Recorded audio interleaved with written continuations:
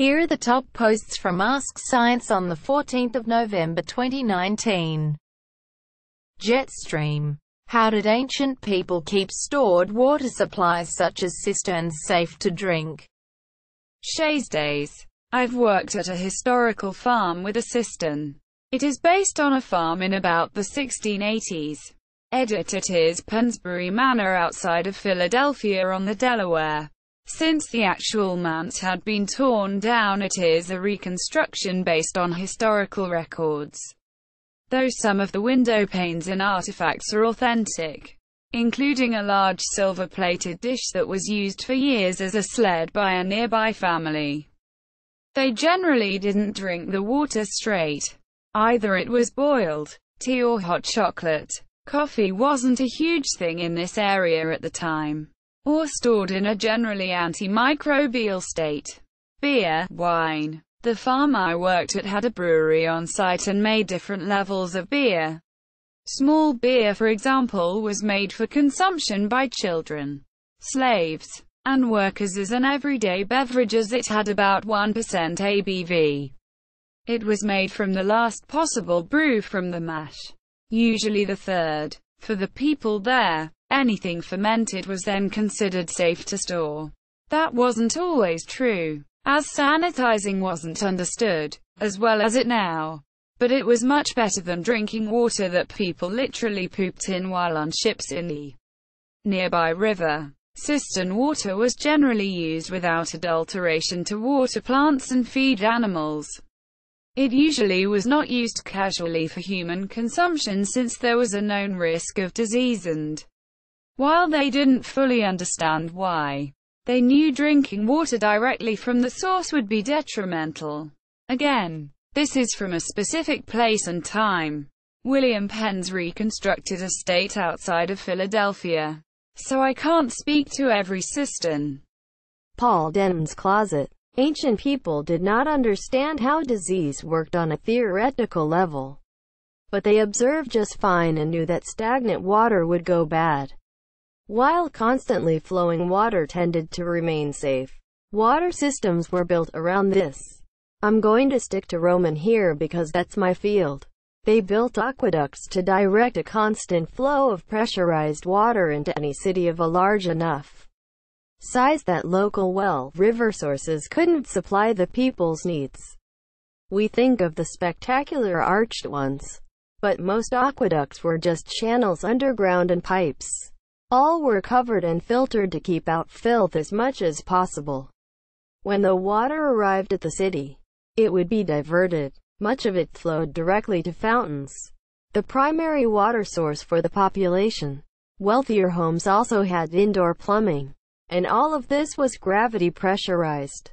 They also had cisterns to take the excess water. The cisterns weren't simply filled up and allowed to sit there.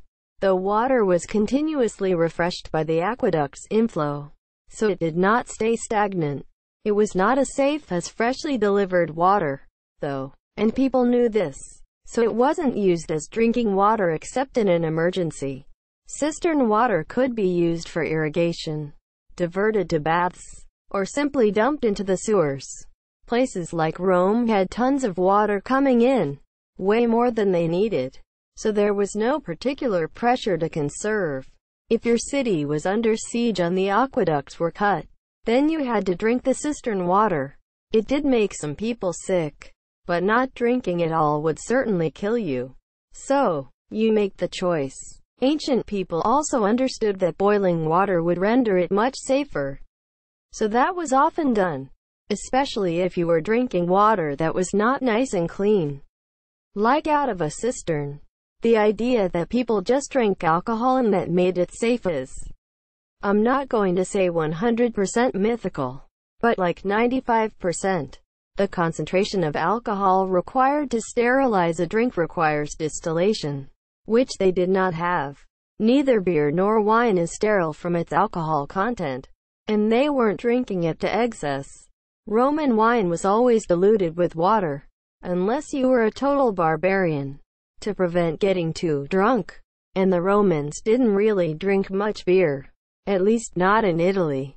Up in Gaul they would have People drank small beer because it tasted good, and the low alcohol content meant you didn't get sloshed. Look up something like the gin craze in Britain for a time where people were actually getting hammered constantly. The ancient, medieval world wasn't like that, despite the persistence of that myth. WOMBAT. As long as water is kept flowing and kept largely free of contact with sewage, it's safe to drink. Easier said than done, of course. Beer and wine are safe to drink above about 3% alcohol. Mixing heavily fermented drinks around 10% alcohol with 50-50 water will also kill pathogens. But this isn't reliable. Alcohol inhibits the growth of waterborne illnesses. Vinegar is also safe, which is produced by certain bacteria oxidizing alcohol into acetic acid. This happens if the container isn't well sealed and air gets in. Vinegars mixed with fresh juice and water were popular drinks in Roman times, for example. The traditional method of boiling grain to produce wort that was then fermented would also have destroyed any pathogens. But this wasn't well understood before the 1800s. Drinks like tea and coffee are safe for the same reason. But the traditional ascribed belief is that such herbs had power to purify the water rather than the act of boiling. Along with irrigation, the development of beer may have been a major advancement that allowed permanent towns and cities to exist. Q64A. Can insects fly in the brain? Just us alone. They really don't like to. Getting hammered by an enormous raindrop is tough when you're tiny.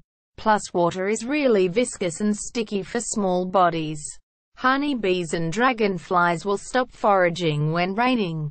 Most mosquitoes hunker down too. Upside down engineer.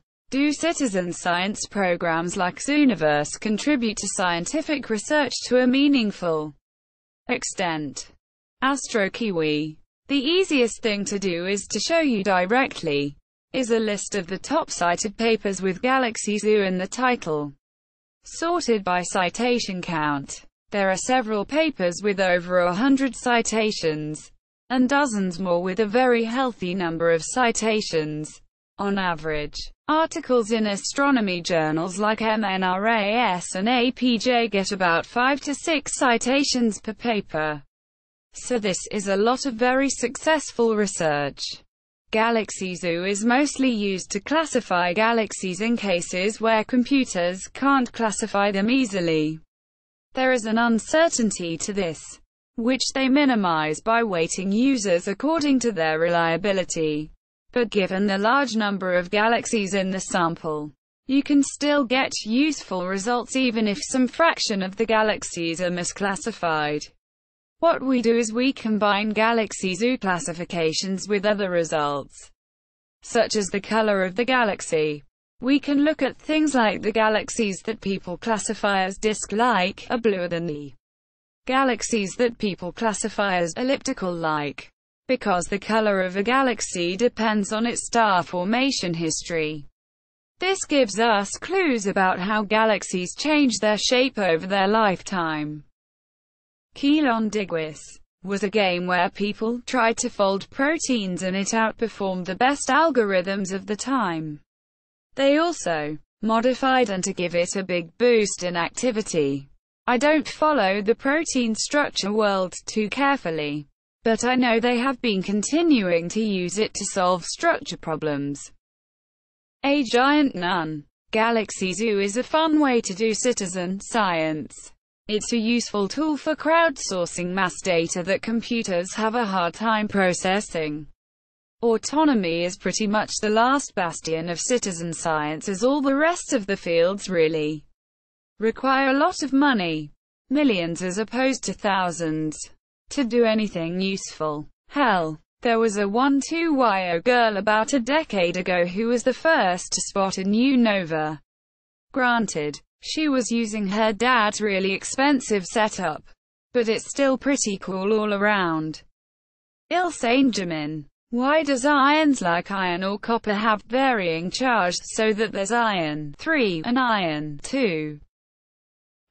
Kiwi. Iron and copper, like most elements, consist of a nucleus of several protons and neutrons, along with a similar number of electrons. The electrons are negatively charged, and the protons are positively charged.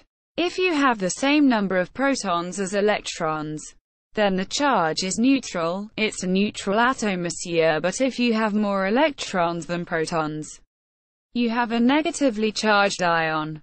And if you have more protons than electrons, you have a positively charged ion. Because neutral iron and copper, etc., have many electrons, they can form many different charged ions. If you remove one electron, you form an ion with a charge of +1.